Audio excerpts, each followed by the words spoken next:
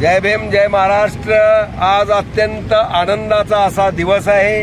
मी निवडणूक निर्णय अधिकारी धाराशिव उस्मानाबाद यांचं अभिनंदन करतो, आभार मानतो। त्यांनी कायद्याने काम केलं। कुठल्याही कशाला निवडणूक अधिकाऱ्यावर प्रेशर येऊ शकत नसतंय, पण कायद्याने काम करत असताना या ठिकाणी आमच्या पूर्वाश्रमीचे काही सहकारी डायरेक्ट नाव घेतो ओमराजे निंबाळकर, त्यांचे भाऊ ठाण मांडून वकील घेऊन बसले।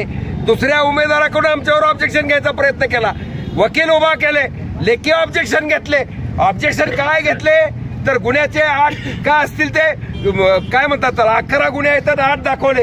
अरे 3 फायनल झाले ना, ते गुन्हे आता दाखवत असतील, परंतु प्रॉपर्टी बद्दल साहेबांनी सांगितलं हे व्यासपीठ नाही, अथॉरिटी नाही की त्यांनी माझ्या जमिनीच्या आणि मालमत्तेच्या किमती कराव्या, हे निग्लिजेबल आहे।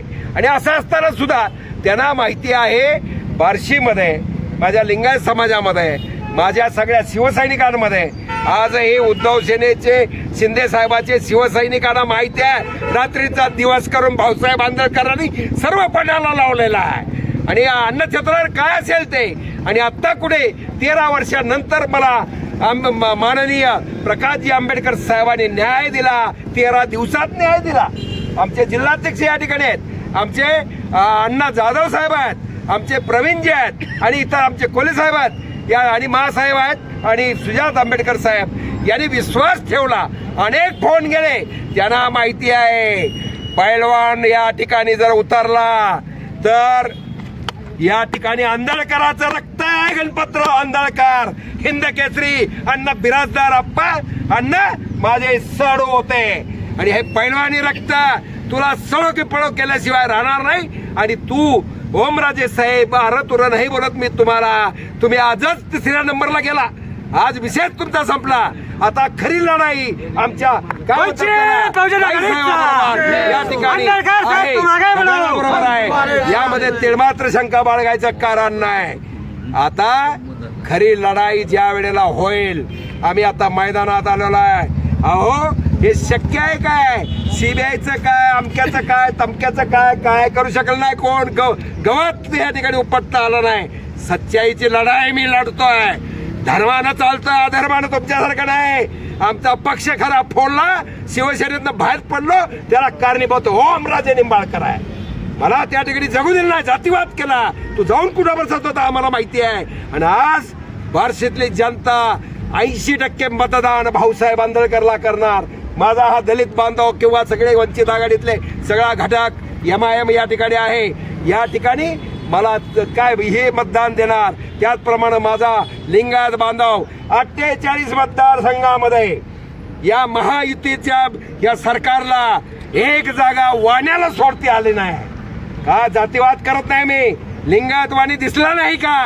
लिंगायत वाण्याचा वापर केला जातो का? लिंगायत वाणी या ठिकाणी 5.5 लाख मतदार आहे, तुम्ही का उघडला? आजच्या इथल्या नेत्याला सुद्धा जे विविध पक्षात लिंगायताचे नेते असतील त्यांना माझा प्रश्न आहे, समाज तुम्हाला विचारतोय की तुम्ही आपल्या लिंगायताकरता काय केलं? ज्या प्रकाशजी आंबेडकर साहेबांनी 3 उमेदवार लिंगायताचे दिले, सरकारनं दिले नाही, हाच या बहुजन आघाडीचा आता लिंगायत समाज, मला मराठा बांधव असतील, ओबीसी आमचं 57% आहे, ओबीसी मी ओबीसीत नाही, ओबीसी बांधव असतील, हे सगळे माझा दलित बांधव, मुस्लिम बांधव, हे सगळे आम्ही एक आहे। आता हे प्रस्थापिताचे धाबेदार आणलेले आहेत, प्रस्थापिताला आता सळो की पळो करून सोडणार आहे। माझा प्रतिस्पर्धी ओमराजे राहिलाच नाही। लोकांना वाटतंय गोगल गाय आणि पोटात पाय अशी अवस्था आहे त्या माणसाची। आम्ही आयुष्य घातलं रे तुझ्यासाठी, गेल्या वेळेला कुणा करता भांडलो, कुणा करता आम्ही मतदान मागितला? ओमराजे तुमच्या करता मतदान मागत होतो आम्ही, आणि तुम्ही आता गरिबी दाखवताय, कुठं आहे काहीतरी दाखवता, ह्याला टीव्हीला फेवीला काहीतरी उगा। हे समाजाला, माझ्या युवा वर्गाला, माझ्या इथल्या विद्यार्थीनीला या ठिकाणी मेडिकल हब पाहिजे, शैक्षणिक हब पाहिजे, ह्या ठिकाणी उद्योगधंदे इथं आले पाहिजे। उद्योगधंदे आल्यानंतर नोकरीला माझा माणूस धाराशिववरून पुण्याला किंवा मुंबईला गेला नाही पाहिजे, माझ्या आई वडिलांपाशी इथं काम केलं पाहिजे। या ठिकाणचं पाणी 19 TMC आणायचं आहे। तुळजापूरमध्ये साखर कारखाना आपला आहे, हो घातलेला, अडचणी भरपूर आणल्या, कायद्यानं मला कुठेही ठेवायचा प्रयत्न केला, परंतु बजरंग बलीचा हा भक्त आहे, रामाचा हा भक्त आहे. माझ्या दस्तगीर दर्गा असतील किंवा इतर असतील, माझं मशिदीमध्ये ऑफिस होतं शिवसेनेचा. हे कुठेही महाराष्ट्रामध्ये नाही. माझे बांगी साहेब तिथं स्वयंपाक करतात, म्हणजे जेवण वाढतात. असं सौहार्दाचं वातावरण या ठिकाणी आहे. आणि माझ्या आंबेडकर साहेबांनी बहुजन विकास पार्टी याच करते, वंचित पार्टी या ठिकाणी काढली. त्याचा उद्देश प्रत्येक समाजातला मराठा, धनगर, कोळी, माळी, साळी त्यातला उपेक्षित जो आहे, जो वंचित आहे, त्या वंचिताची मोळी बांधल्यानंतर तिसरा पर्याय या देशाला दिल्याशिवाय आंबेडकर साहेब राहणार नाहीत. आणि त्या दृष्टिकोनातनं आम्ही या ठिकाणी उतरलो आहे. आता खरी लढाई या ठिकाणी आमच्या काय म्हणतात, आमच्या म्हणजे मी आया बहिणीला तसंच बोलतो. माझ्या आया बहिणी आहेत त्या.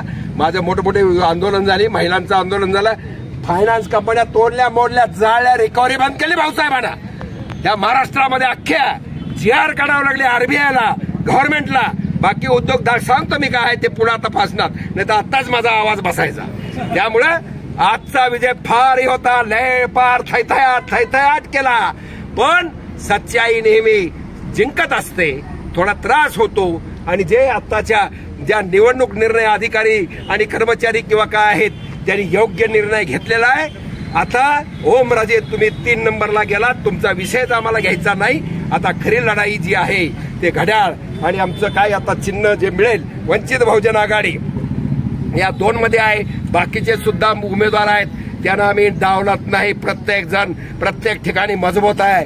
जो अपक्ष आहे, इतर पक्षात आहे, सगळ्याला माझी विनंती आहे, तुम्ही सगळ्यांनी एकत्र मला जर सपोर्ट केला, सगळे प्रस्थापित पळवून लाव इथून, एवढी ताकद आपण ठेव आणि तुम्ही सगळे एकत्र आलात तर काय होऊ शकतं. हे कुणाचाही तुम्ही काय म्हणतात काय ही होऊ नका, कुणाचा ऐकून यामध्ये विरोध करू नका. तुम्ही आम्ही एक आहोत, प्रश्न वंचित मध्ये आपण आहोत. आपल्या सचिन 2019 मध्ये वंचितला 1 लाख मतं पडली होती. काय वाटतंय आपल्याला यावेळेस मताचा टक्केवारी वाढेल की मतदान वाढेल? या वेळेला 1.5 लाखाच्या पुढे वंचितचं या ठिकाणी मतदान मला मिळणार आहे. सगळे पार काल बघितलं, कार्यकर्ता पेटून उठलेला आहे. गेल्या उमेदवारांनी काय प्रॉब्लेम केला सगळ्याला माहिती आहे. त्या ठिकाणी हे 1.5 लाखाच्या पुढे जाईल. बार्शी 3.5 लाख मतदार आहे.